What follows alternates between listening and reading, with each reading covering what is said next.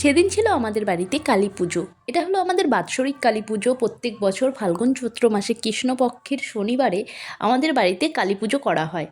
আর এই পুজোটা অনেক বছর ধরেই হয়ে আসছে।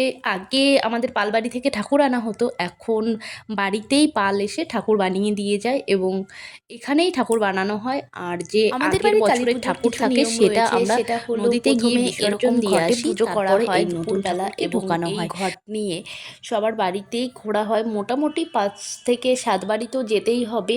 তারপরে আমরা নদীতে যাই, নদী থেকে জল তুলে আনি আর সেই জল দিয়েই কিন্তু ঘট যেটা থাকে আমাদের পিতলের ঘট সেটা কিন্তু ভর্তি করা হয়, তারপরে সেই ঘটে পুজো করা হয়। তো আমরা এখন বেরিয়ে পড়েছি জল আনার জন্য। আর এখান থেকে নিচ্ছি নদীর মাটি, এটা ঘটের নিচে দিতে হবে। যেহেতু আমাদের ঘটের নিচটা বেদি করাই আছে, সেই জন্য সেখানে একটু মাটি দিয়ে তারপর বসাতে হবে। আর এই যে ঘটটা পুজো করা হয়েছে, এই ঘটটা এবার নদীতে এভাবে ডুবিয়ে তারপর নিয়ে যেতে হবে। এটাই হলো আমাদের নিয়ম। আমাদের পুজো শুরুর আগেই এখানে খাওয়া দাওয়া দিয়ে দেওয়া হয় আলাদা জায়গায়। তো এখানে খিচুড়ি, ঘ্যাট, তারপর চাটনি, পাঁপড়, মিষ্টি এগুলো খাওয়ানো হয়। তারপরে খাওয়া দাওয়া হয়ে যাওয়ার পর 12টার নিশি ধরে আমাদের বাড়ির কালী পুজো হয়। তবে এবছর একটু তাড়াতাড়িই হয়েছিল।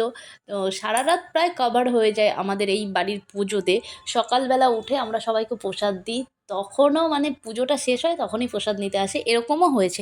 তবে এখন আর সেটা হয় না, কারণ এখন সেরকমভাবে রাত জেগে সবাই পুজো করতে পারে না, সেই জন্য একটু আগে আগে বসা হয়। তবে আগের বছরও মোটামুটি 4টে বেজে গেছিলো, এবছরও তাই 4টেই বেজে গেছে। এদিকে মায়ের আরতি করা হবে এখন, চলো তোমাদের একটু দেখিয়ে দিই।